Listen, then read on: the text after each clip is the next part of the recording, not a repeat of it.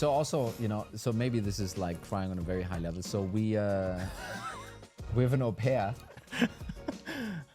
Like my wife and I have an au pair, right? Because hey, why not?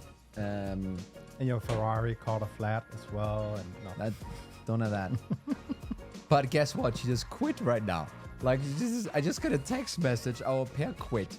Whom does au pair quit on? I mean, it's like, is it really so bad? Yeah. I hope she gave you a 4-week resignation or 2 weeks.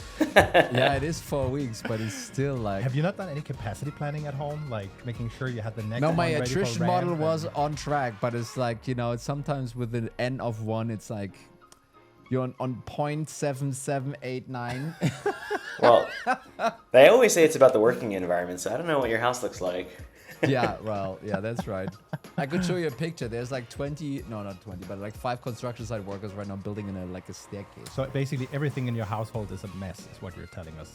It sounds like But a hey, hazard. work is good. But work is good. Work is good. My colleagues are great.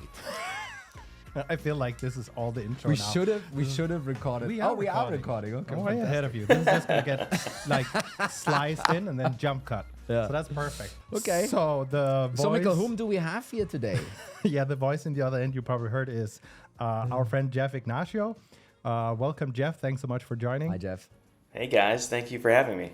So you're head of GTM and Ops and Growth at Regrow, and you run the Substack called RevOps Impact. Go check that out, definitely. And you're advisor to a bunch of companies, among others, Scratchpad and Sona. So suffice it to say, you talk with a lot of RevOps as yourself. I think I do spend a lot of time with a lot of folks in RevOps, and I would say everyone has a different title. Some folks have sales analytics, sales planning, marketing operations, CS operations, but I think if you can put on everyone under a big tent, we just call it RevOps. Yeah, I mean, when Tony started, this is the running joke. There were 2 options on the table. It was either revenue operations or commercial operations.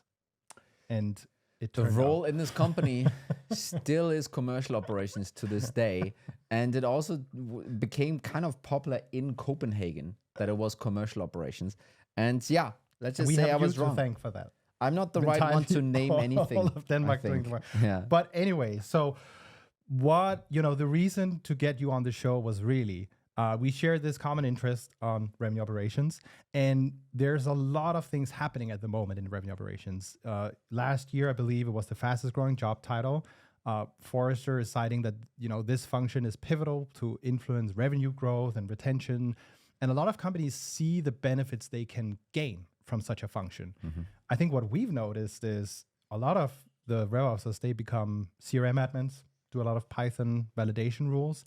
And what we wanted to talk with you about is what are some of the signs that is fundamentally broken, and how do we go about, making RevOps have an impact? So you kind of promised to do some homework and bring some points on, hey, here's where it's really dire. No pressure. No pressure. No pressure. Here's where it's really dire. So why don't we just hop straight into it? Like the first thing you've noticed, what was, sorry, I'm babbling here. What's the first thing you've seen? Well, I think the very first thing that I've seen is that a company treats their revenue operations function as this order taker or a bit of a ticketing office. So I have this field I need inputted. Hey, just one more thing. Send a ticket down the queue. Hey, I need this report. I need this dashboard. I saw your commercial actually with the report and dashboard. That is so on point because you can't imagine how many shoulder taps you get in a week around a Slack message or an email. Like, hey, I needed this report. I need you to tell me, double click into this. I know this cohort. What's the retention rate of this cohort from 22 years ago? Like, wait, hold on a second. Our data doesn't even go back that far. And if we do, we're going to have to go caveat and asterisk that the data has to be clean. So that's the first thing I see is that we treat the revenue operations function as this administrative back office when it can be elevated because it has a pulse on what's happening across the entire org. And you can get some greater insights if you empower your revenue operations organization. I think to a degree, right? I think to a degree, it's actually understandable, right? I'm also trying to kind of see it from the other side because, some of the reasons why, I was hired, I had a job, and it's probably the same thing for you, Jeff, was, yes, you were running the CRM, right? I think that's, it started there. And I think for a lot of folks on the ground that maybe aren't that super educated in strategic revenue operations, what can you do? If you ask them in the middle of the night, what does RevOps do? And then they wake up and it's like CRM. and, kind of that is still ingrained. So I think many times when people have some issue, and to a degree, I think we in RevOps also enjoy it. We become the go-to person for all kinds of different things, right? And then it's so easy to not say no and just say yes. And hey, let me kind of fix this for you, and let me jump on this, and let me do this. I think it's also coming from the history of how this role even came to be. The question really becomes kind of, how do you break out of this, right? How do you move beyond and also potentially in some cases even change the image that you have internally? I think there's a couple things. And first of all, in the middle of my sleep, the first word I'm going to blurt out is CRM. So people are going to wonder, like, oh, it must be on his mind all day, every day. Yeah. He talks about it in his sleep. But I think the one thing you can do is, the operators who are in seat, they have to take some responsibility as well, and an ability to learn and develop in the role. I think many folks who are in the operations function can have a bit of an engineering mindset, because they're so good at process improvement, thinking through, step A, then step B, then step C. But I think what we can do as a profession is start to figure out, what is in it for our stakeholders, and how do our stakeholders want to be communicated to.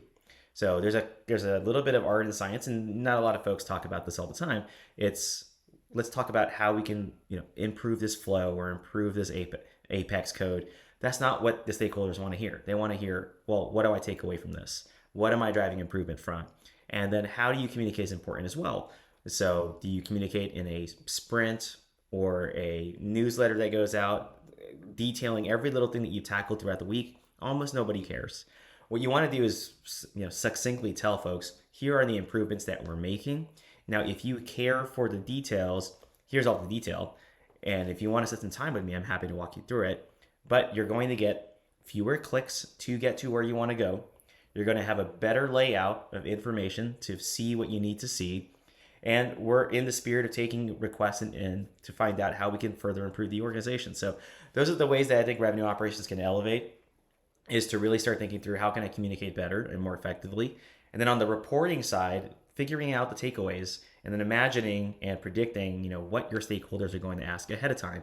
So they might ask the forecast. Well, okay, last week we asked these 3 or 4 fundamental questions throughout the forecast repeatedly through all the AEs. Well, I'm just going to, head my CRO or my head of sales off at the pass. I'm going to start answering those questions ahead of time with the insights that I can see from the reports. And I think kind of a very common, you could say explanation or good reason, or maybe also excuse why RevOps is sometimes, stuck in this is, I need someone else to come in and manage the CRM for me so I can be more strategic and do more other stuff, right? So it's also where does the flow of the money go in the organization, right? So while the money doesn't, go into revenue operations, maybe that's one of the problems.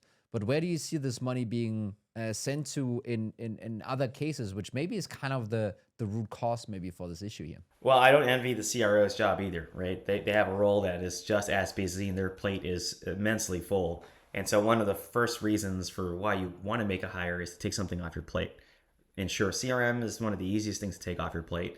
The next is going to be, okay, well, I need someone to do the math, to start looking at the TAM and really start thinking through all the little details around how many of our customers do expand, and when do they expand? Are there particular segments that have shown tremendous awareness and interest that we're not looking at? Are there some ancillary use cases coming through the win channel that tell us maybe there's some repositioning of messaging and narrative? So, these type of insights, one person can't handle alone, especially for early stage CROs. Early stage CROs are not just, leaders, they're also jumping into deals. They're not jumping into deals late either. They're probably there in the middle of the deal, pre-proposal, and especially if it's a strategic account with a strong, appreciation for an executive stakeholder. And so these CROs, we can make a joke that RevOps is glorified go-to-market IT. Well, in some ways, we can also joke that the CRO is a glorified sales leader as well, because they're jumping in and becoming super sales rep. So I totally get the idea of taking something off the CRO's plate, and that's where the budget comes from to fund a new headcount. And maybe kind of, to kind of go one more step in that direction. So, I mean, there's this whole talk about growth at all costs is over, go-to-market fit is broken for all these SaaS companies and so forth. So what's your, hindsight 2020 perspective here on, well, if RevOps would have had a stronger role in those organizations, do you think that some of that crazy investment in sales and marketing, for example, because this is where the money went, right? Kind of wouldn't have happened like that, or would have happened in a smarter way, or kind of what's your perspective on that? I thought that's taking a lot of credit for RevOps. I would say no. If you had RevOps sprinkled in, magically this company would have had superior unit economics. No, I think it's a shared responsibility across leadership. Also, the incentives were different back then. Just 2 years ago, companies Yeah. were incentivized to grow top line, and the fastest way to achieve top line was to go surge headcount and surge programmatic spend. And so to pump the brakes because we're in a paradigm shift is a tremendous change in mindset and also in experience. How many operators today, in their 20s and 30s have seen a down market? Almost nobody. And so now we have to adapt pretty quickly. So everyone who has been operating in the environment of the last 10 years have had to fundamentally shift to finding paths, quote unquote, productive growth. And not a lot of people have that playbook in their experience. And so that's where critical thinking, taking risk, and really assessing, what are some of the best practices that we think we can enable that we haven't seen that are going to help enable us to get that productive growth. So having RevOps, I think, could have helped for sure, but I think it's a shared responsibility across multiple functions: the CRO themselves, the CMO, the CFO, the CEO, and we were playing a different game the last couple of years. And I think fundamentally, the request for growth at all costs is no longer here. I mean, it kind of plays into one of the other. So when we connected previous to hitting record, one of the points was really on this over investing in sales and marketing as some of the problems that can happen. Can you maybe tell us a bit more about that? Well, I think there's a couple of symptoms that you hear today. So I think David Spitz at Bench Sites has been touting this metric called net new. I forget what he calls it, but it's essentially total sales and marketing expense divided by net new ARR. So it's essentially a symptom quarter over quarter of what is the incremental cost of the new quarter's net revenue. And what you're finding is that metric has moved up and to the right, and not in a good way. It's moved from 150% about 6 quarters ago to close to 240% today, which means that for every dollar of net new ARR coming in, you're spending $2.40. And so what that portends is that either we just got worse at acquiring new customers, which I think a lot of sellers, I don't think they're getting worse. I don't think we've discovered amnesia in selling, but I think that the demand for buying products has dried up. It's slowed down, and that's why you see that customer acquisition costs increase dramatically. Now, does that mean that's probably artificially capped because of CFO mandates, cost mandate to cut the discretionary 20%? I think there's a little bit of that going on. The demand to buy is probably still there, but it's being suppressed by these buyer caps. Now, who knows when that buyer cap is going to get lifted? Perhaps companies will say, the underlying problems of why we needed these tools still exist. When the wallets open up, we are still going to spend, and that's what I'm betting on. I think the demand is still there. Now, I think companies can get ahead of it by finding dancing partners. You're seeing it now with SalesLoft and Drift starting to create these super apps. And all these super app companies are now offering, value with a bundle. So it passes some savings, hopefully, on theoretically to their customers like myself. And then we, as operators, can get a bunch of stuff in the warehouse, a bunch of stuff in the product belt that would then say I can pay, instead of $1 for $1, I'm spending maybe 85 cents on the dollar, and I'm getting a 15% savings. So I think there's some, hopefully, some bundling or value that's going to come out of these M&As that are happening today. So let's just say there's a there's a RevOps listening, he or she doing a lot of work in the CRM maybe here, and let's just talk specifically this overinvestment in sales and marketing, and the issues that are coming out of this, and the whole environment, and it's super complex for people to fully grasp, right? And I think you obviously kind of have your head wrapped around this, but is there like a simple advice you can give those folks? Like, hey, this is how you maybe can help your CRO or help your VP of sales, help maybe even your CEO, to navigate this thing, or provide a perspective on from a RevOps perspective, right? Do you have like one or two things that you can share here? I try to let unit economics guide me. So every time I run a CAC analysis, you'll inevitably find that even if you cut 10% of tech spend, you're not really going to put a dent in the CAC, right? Because, the biggest expense is going to be on the headcount. And so the easiest way to make your unit economics work for you is to make that headcount productive. And so you can make that headcount productive in a couple of ways. One, if you need a smaller footprint of a sales organization, that may be the case. But I would also say you wouldn't want to start the enablement function, because you need that team to ensure that they're utilizing the best skills every day to hopefully bring in those win rates back up in line. The second thing is taking a look at your existing customer base. So if you have enough to cross-sell and upsell, or just to even retain your customers, that's going to take a lot of pressure off a new sales number. So if you can find a path to generating revenue from your existing customer base, I think that's a common answer that we're hearing these days is, renew is the new, and expansion is something more favorable. So cost of expansion, at least for 2024, 2025, is also going to be another unit economic metric to take a look at. So there's cost of acquisition for new customers, then there's the cost of expansion. How much does it cost you to go get an incremental dollar? Yeah. Now, if you can grow the expansion, that's just going to take the pressure off, like I said earlier, off a new business number. And we've seen what it takes to get new business in. It takes $2.40 on average. And so if you can cut into that number, that's going to help the org tremendously. The second thing is, probably improve your ICP and your targeting. So in the old days, when you had a ton of headcount, you probably were selling to almost everybody. And so what you want to do is narrow down your TAM to the addressable set of folks that would benefit from your product today.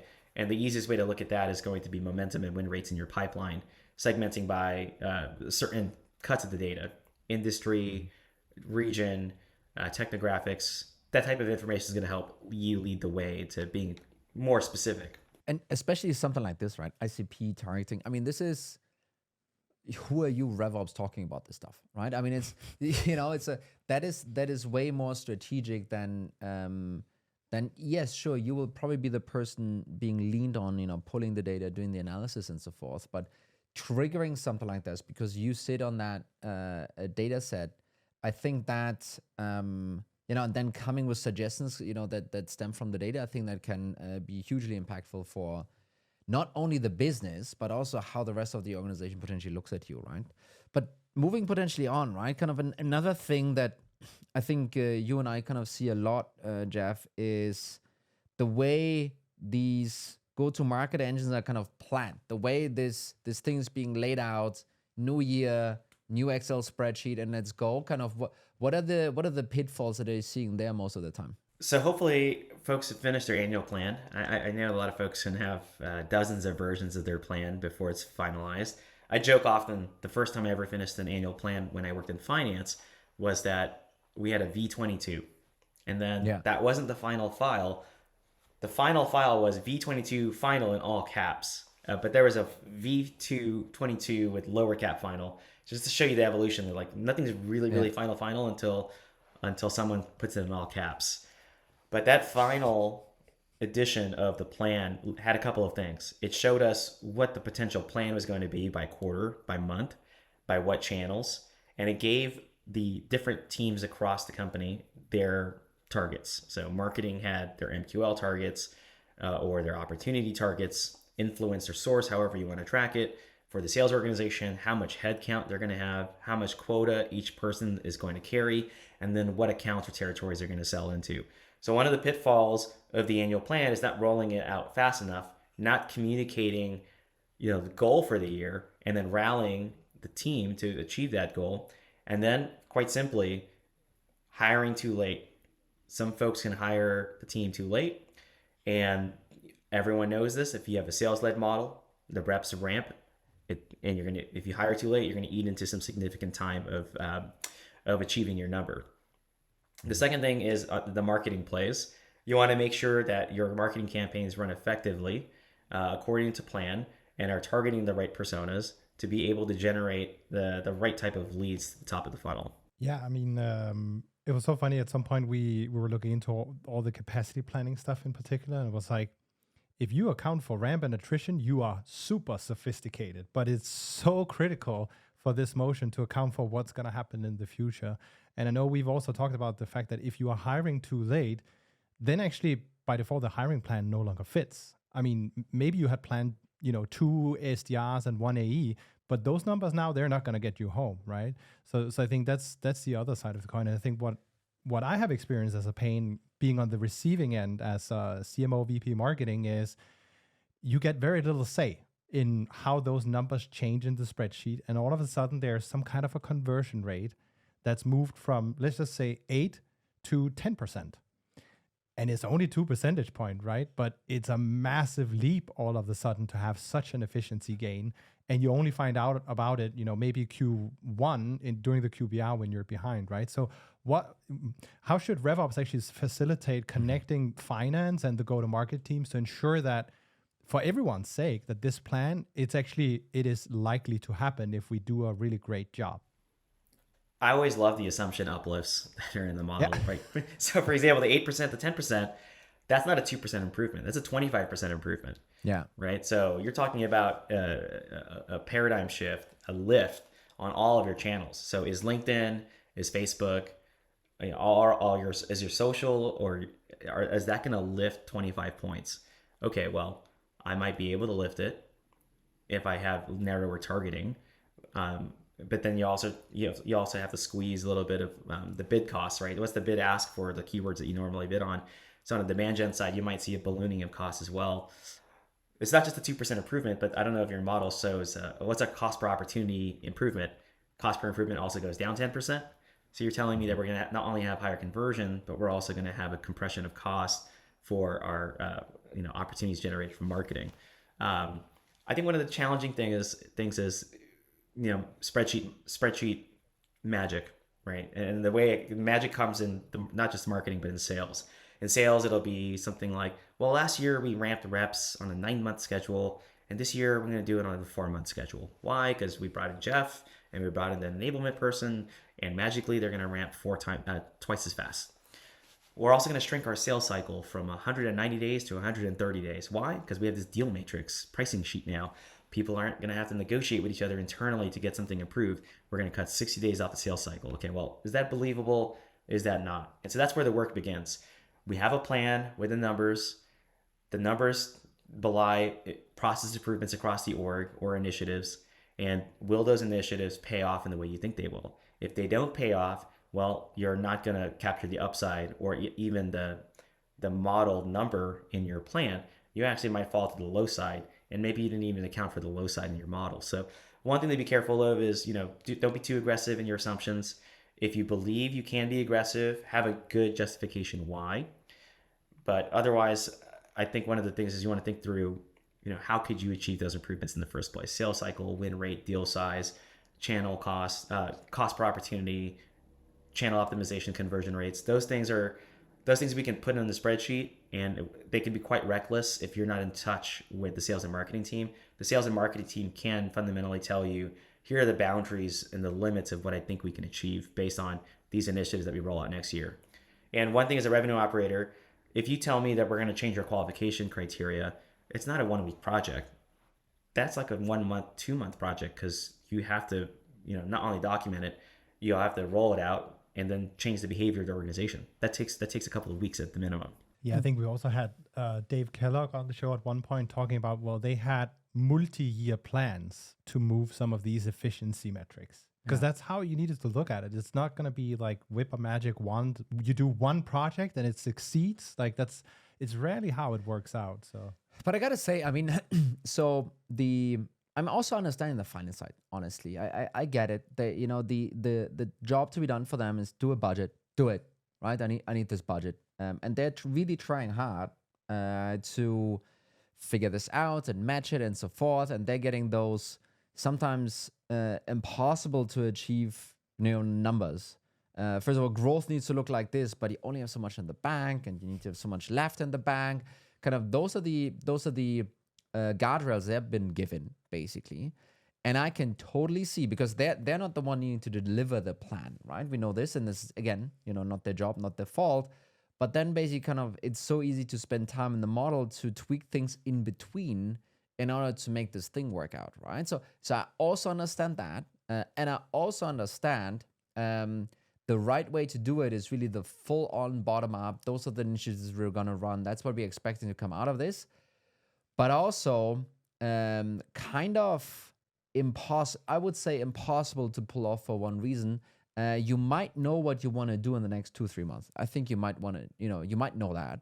And let's just live in a world where you say like, hey, we're going to roll out this pricing matrix or this discounting hierarchy, and we can actually accurately predict how the ACV lift is going to end up or the sales cycle lift is going to end up, whatever it's going to be. The problem is then also, well, what about the second half of the year, right? No one has any clue about the initiatives. I mean, no one is maybe kind of too extreme, but it's really difficult to have a clue about the initiatives in the second half of the, even in Q2, right? Do you have like any tip there? Do you have like a magic wand, Jeff, kind of that you can like, oh yeah, no, Tony, this is actually kind of how you do it. Is there anything like this where you can like, hey, this is how I've solved this problem or solved this problem in the past? I would say first, I have empathy for the finance organization. If the finance organization is strategic, they're just like go-to-market operations. They're going to be embedded, talking to sales and marketing. They're going to hopefully have a good sense. But at the same time, they're in a rock and a hard place. They have to protect and grow the enterprise value. If enterprise value growth isn't on the table, then survival of the business as a going concern is important as well.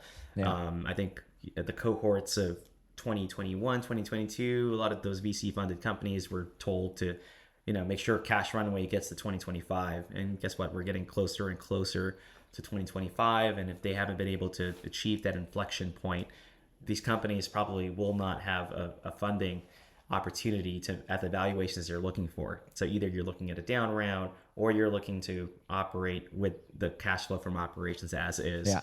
So totally get it. But at the same time, if you go into a business and the number is a number that seems unrealistic, you might try to do a replan, but you also committed to the organization. So go and achieve it no matter what it takes. And so that's the job of leadership, to try to achieve impossible things. But so when I'm thinking about working in the second half of the year, the initiatives, there's two types of things that I think a RevOps leader can have at their disposal. One is a couple of things. So there's the company OKRs, the targets, and you work backwards from there. And these are annual targets, annual goals. So you have your objectives, your key results, and then I like to use another letter for initiatives after that to start detailing all the hypotheses of what we think we can unveil within the org. Now, what ends up happening is those initiatives, you generally try to t-shirt size them and put them in the right place on the roadmap. So they might fall into Q1 or Q2. No one wants to see their initiative hit Q3, Q4. So you're probably going to see the first half of the year pretty condensed. And what ends up happening is if you don't plan properly, you'll take on too many strategic projects that are over the capacity of the enablement and the operations organization. And some of those projects are either going to become delayed, deprecated, de-scoped, or rolled over. And that's why some of the projects that you have in H1 are actually H2 projects, but you're trying to squeeze everything in H1, H2. I mean, it would be so much easier if all could just get done Q1. I needed this yesterday. Yeah, but it really relates with that. Where's that lead score I asked for? Right? So one hot take, I hate the word hot take or the phrase, by the way, but one unpopular opinion here could also be scrap this annual planning thing. Actually. Yeah, just do rolling. So I mean, to a degree, I think for the budget you will need to have an annual budget. I don't think it makes. I mean, this is just how the world works, right? But I think and I think in the budget you can have assumptions that at least should get a recognition by the go-to-market leadership team. It's like, yep, okay, I understand. For this to work out, I need this number to move up. I think there needs to be a bit of a handshake on both sides. Neither finance nor go-to-market leadership can be completely safe. Both of them need to be a little bit, on the risk side, basically, right? And finding that balance, I think, is difficult. But then on the flip side, also figuring out what you want to do in H2. That will probably happen in May or June, right? It will not happen in December. Kind of that's I think kind of the reality that many people are kind of running into. And then you get into this duality of, hey, here's a plan, but here's also a forecast or projection or whatever you want to call that thing, right? Kind of, I think those you almost need to the bottom up will keep evolving while the top down will stay as is almost, right? I mean, to a degree, I think this can be a way to navigate this. But I think it also changes as you grow. Like the closer you get to some kind of, hey, this smells like IPO, you need to get way more predictable versus if you're early stage. Yeah, everyone is having that problem right now. Yeah, that's like we're about to IPO. All the IPOs. Sorry, we're busy with the S1. Sorry, can't talk to you. So we had Klaviyo, and then I think that's it. No. Well, show me where these IPOs are. Where are they hiding? Because the IPO market has been shut down, I think. Yeah. So you had another. Let's move to the next. Yes. Let's move to the next, right? Enough of the planning. One of the things you also wrote, kind of conversely to overinvestment, was underinvestment. Oh, well, show me where you're getting this headcount for revenue operations teams, and I'll tell you that you're not underinvesting in RevOps. So what is the problem here, right? So I think, you kind of said, well, it's either that it happens too late or just it doesn't happen.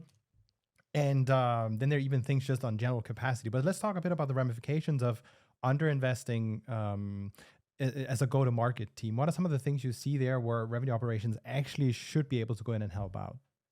Yeah, a couple of things that I've seen. I generally operate in the Series B, Series C space. So these companies generally have brought in, very technical revenue operations teams before they've brought me on board. And I find my skill set to be someone in between, someone that works on the strategy side and someone that works on the technical side.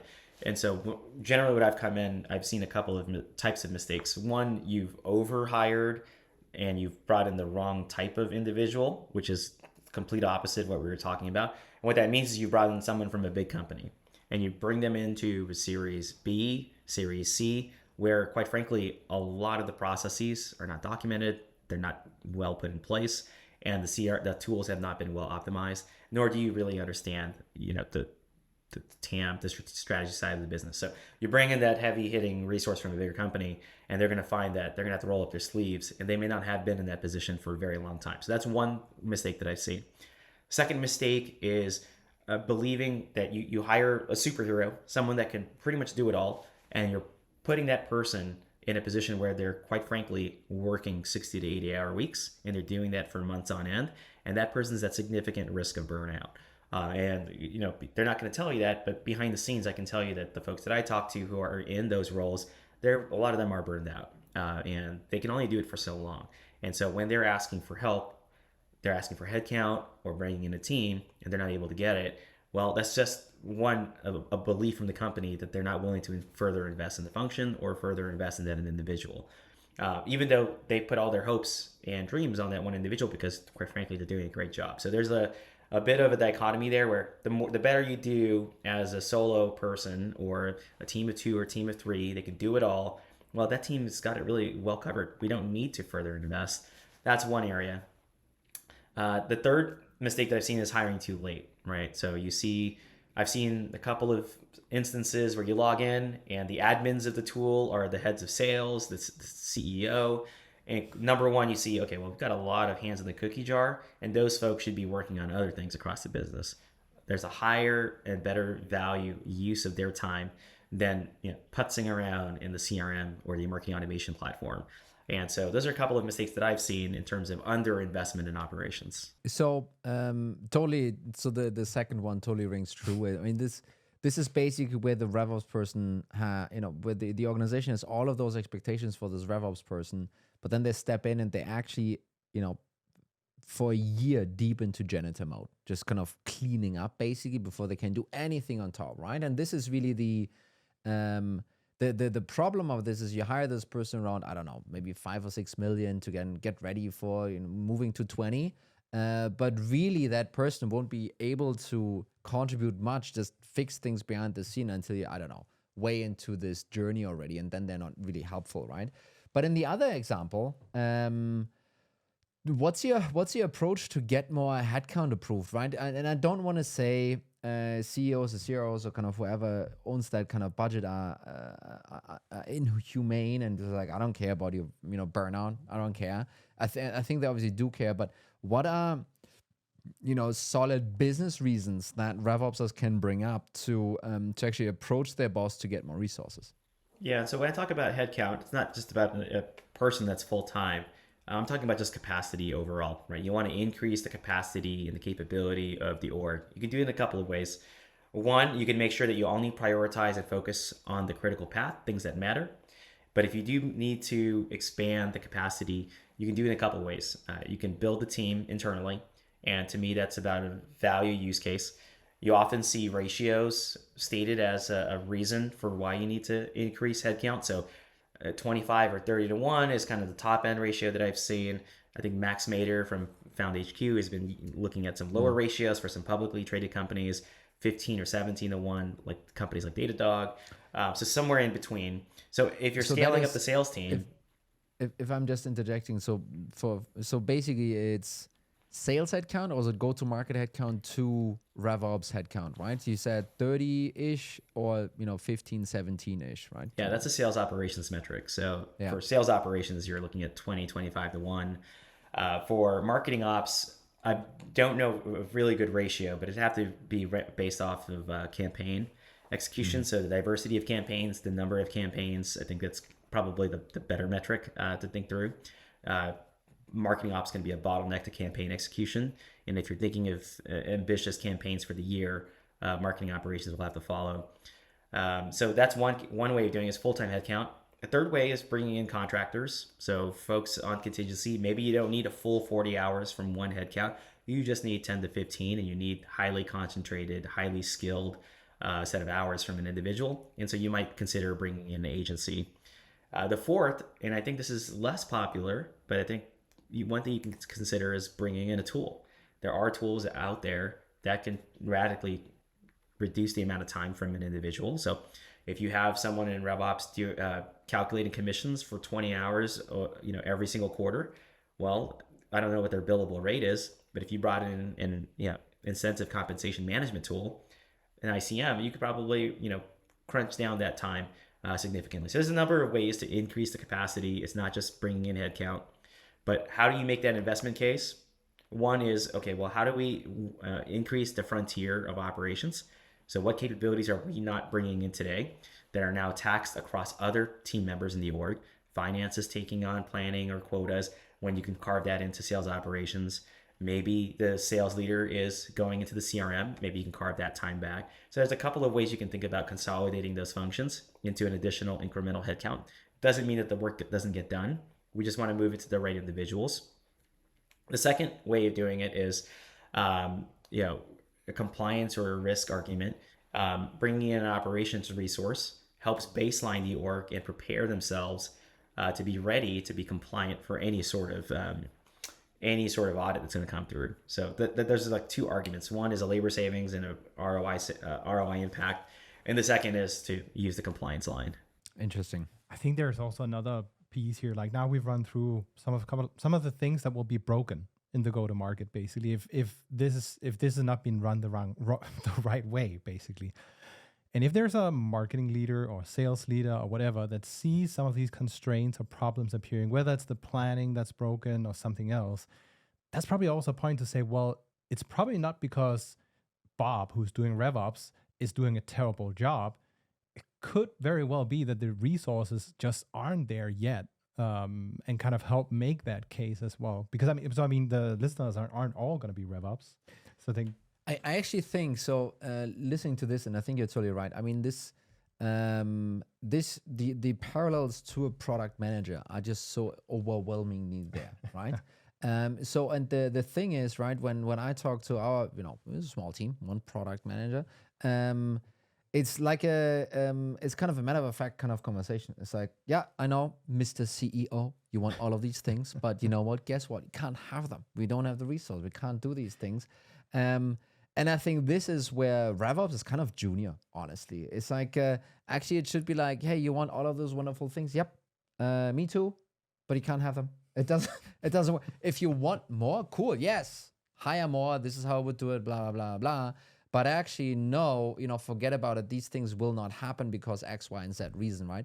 And I think there's sometimes, it's not like I was great at this when I was RevOps, but it's like, our own ability to know what we can get done. I think that's kind of lacking a little bit. I think product management and so forth are getting way more scientific around this.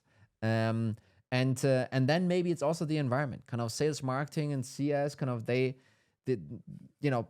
those product development timelines, they keep pushing out for whatever reason. I don't know why, but the quarter end never does, right? And I think the pressure then therefore then on all kinds of different, even project-oriented roles like revenue operations in the GTM, that then therefore is like, well, I need to hit this crazy number, and that timeline isn't moving, so therefore you need to do as well, right? I think there's some of those things that are just set up in the wrong way, where I also believe we can't just push it on the leader and say like, oh, you need to be better educated. It's also us on the revenue operations side to kind of push back in a better way, and also to a degree also mark our territory. It's like, sorry, no, can't do that. You can fire me now if you want to, but that's just what it is, right? And I think kind of that, if you do that right, if you're really good at this, I think it also changes almost how people look at you. It's like, damn, he's a boss. I don't know. You can only play that card so many times, though. If it's always like it's either this or fire me, I know which route it's gonna go. Yes. I know exactly where it's gonna go. The nuclear option all the time, No, I know. So I'm at capacity. Read the sign. Yeah. So I think this was, honestly, an important conversation to have, because I think it's been very hyped up, revenue operations, and I think it's an important function, by the way. I think you need this kind of overseer across the go-to-market. I wish I had that function last time we worked together. So I think, I hope we kind of were able to pinpoint some very real pains out there.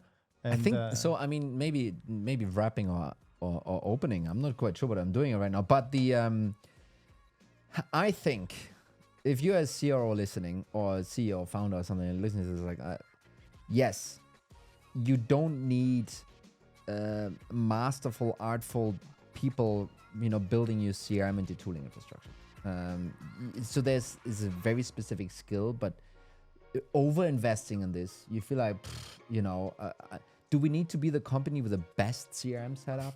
It's like, is that going to change things for us? And the answer is probably no. But what I think Jeff and Mikkel and I are talking about is not the best CRM setup. It's actually the best go-to-market setup, right? Yeah. And that is a different profile. It's not the same thing. I think, someone like Jeff, for example, kind of, pulls that obviously off. But having a brain like this in your organization, yes, that looks at the whole thing through a data lens, obviously. I think that is the real reason why people want to have revenue operations.